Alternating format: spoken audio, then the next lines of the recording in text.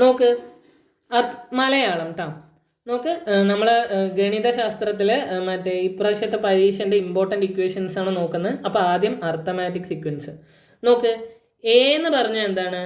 ആദ്യ പദമാണ്. എ എന്ന് പറഞ്ഞാൽ എന്താണ്? ആദ്യ പദമാണ്. ഡി എന്ന് പറഞ്ഞാൽ എന്താണ്? പൊതുവ്യത്യാസമാണ്. ഡി എന്ന് പറഞ്ഞാൽ എന്താണ്? പൊതുവ്യത്യാസമാണ്. എ എൻ എന്ന് പറഞ്ഞാൽ എന്താണ്?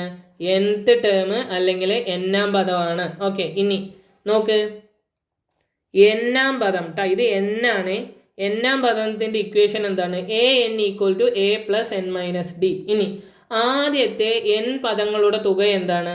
S equal to n by two 2a plus n minus 1 into d ആണ്.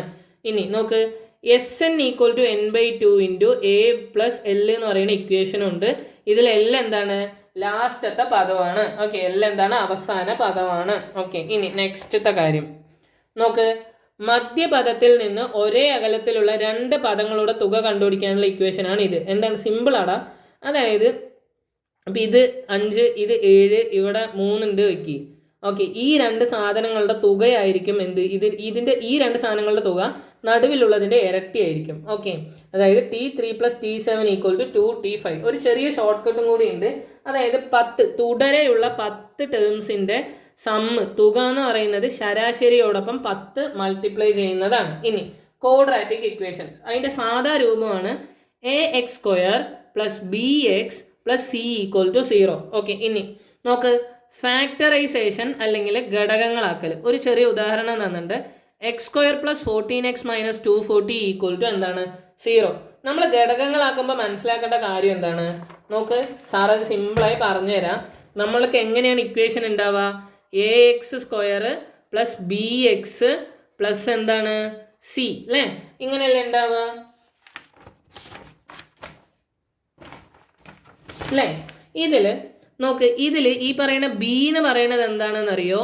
രണ്ട് നമ്പേഴ്സിൻ്റെ സമ്മായിരിക്കണം. നമുക്ക് m × n എന്ന് എഴുതാം. ഓക്കെ, രണ്ട് നമ്പേഴ്സിൻ്റെ അല്ല, അങ്ങനെയല്ല കേട്ടോ. ബി എന്ന് പറയുന്നത് രണ്ട് നമ്പേഴ്സിൻ്റെ സമ്മായിരിക്കണം. m + n ആയിരിക്കണം. ഓക്കെ, അതുപോലെ സി എന്ന് പറയുന്നത് രണ്ട് നമ്പേഴ്സിൻ്റെ മൾട്ടിപ്ലിക്കേഷൻ ആയിരിക്കണം. ഓക്കെ, ഇതാണ് ഇതിലെ ബേസിക് ആയിട്ടുള്ള കാര്യം. ഓക്കെ, അപ്പോൾ നോക്ക്, ഈ കാണുന്ന ഉദാഹരണത്തിൽ നോക്ക് 14 അല്ലേ? 14 തുകയാണ്. എന്തിൻ്റെ തുകയായിട്ട് വരും? 24 + -10 ചെയ്ത് കഴിഞ്ഞാൽ എന്ത് കിട്ടി? ഈ ഒരു തുക കിട്ടി. ഓക്കെ, എന്താണ് ആ തുക? 14x അല്ലേ? എത്രയാണ്? 14 എന്ന് കിട്ടി. അതുപോലെ നോക്ക്, 240 എന്താണ്? 24 × 10 അല്ലേ? 24 × 10 ചെയ്ത് കഴിഞ്ഞാൽ എന്തായി? ഈ പറയുന്ന സാധനമായി. ഓക്കെ, ഇങ്ങനെ ചെയ്താൽ മതി. ഓക്കെ, അപ്പം എന്താണ്? 24 × 10 ചെയ്ത് കഴിഞ്ഞാൽ എന്തായി? 240 ആയി അല്ലേ? ഇങ്ങനെ കിട്ടും. ഇതാണ് അതിൻ്റെ ഒരു ഉദാഹരണം. അത് കറക്റ്റായിട്ട് മനസ്സിലാക്കി വെക്കുക. ഓക്കെ, പിന്നെ നെക്സ്റ്റത്തെ കാര്യം നോക്ക്. അതായത് നീളം വ്യത്യാസങ്ങളുടെ എണ്ണം പോലുള്ള ഒന്നിനെ സൂചിപ്പിക്കുന്നുവെങ്കിൽ നമുക്ക് എന്തെടുക്കാൻ പറ്റില്ല? നെഗറ്റീവായിട്ടുള്ള മൂല്യങ്ങൾ എടുക്കാൻ പറ്റില്ല. അതെന്ത് ചെയ്യണം? ഒഴിവാക്കണം. ഇനി നോക്ക്, ദ്വിഘാത സൂത്രവാക്യം, അതായത് ക്വാഡ്രാറ്റിക് ഇക്വേഷൻ നോക്ക്. x = -b + ± b² - 4ac / 2a. ഇത് ഇമ്പോർട്ടൻ്റ് ആയിട്ടുള്ള ഒരു ഇക്വേഷൻ ആണ്. എന്ത് ചെയ്യുക? പഠിക്കുക. പിന്നെ വിവേചകം അങ്ങനെ കണ്ടുപിടിക്കും. d = b² - 4ac ആണ് അതിൻ്റെ ഇക്വേഷൻ. അപ്പോൾ ആ ഇക്വേഷൻ ഉപയോഗിച്ച് അത് കണ്ടുപിടിക്കുക. ഓക്കെ, ഇനി അടുത്ത കാര്യം പ്രോബബിലിറ്റി. അടുത്തതാണ് പ്രോബബിലിറ്റി അല്ലേ?